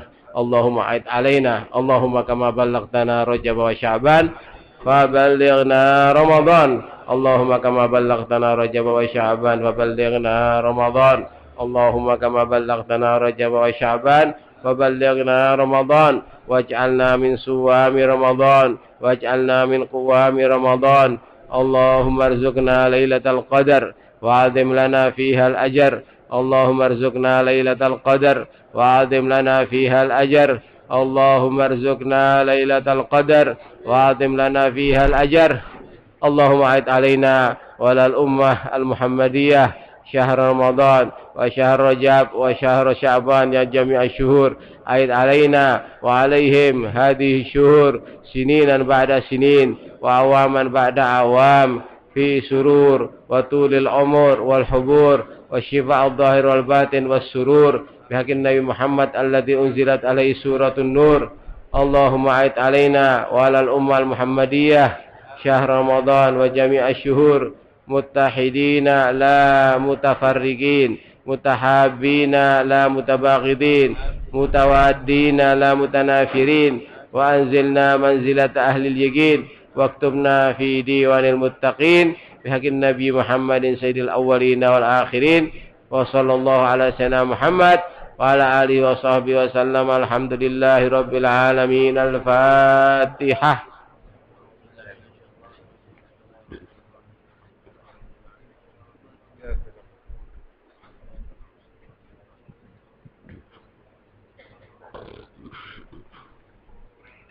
اللهم إنا نسألك بحق الفاتحة سر الفاتحة كرامة الفاتحة شهادة الفاتحة جعلنا من أهل القبول. تمم لنا كل حاجة وسول واقض لنا جميع المقاصد والمطالب والمأمول. واربطنا يا رب أوليائنا بزهادنا بأتقيائنا بأسلافنا الرجال الفحول بحق النبي محمد طه الرسول وأبي البتول. وصلى الله على سيدنا محمد وعلى آله وصحبه وسلم. الحمد لله رب العالمين.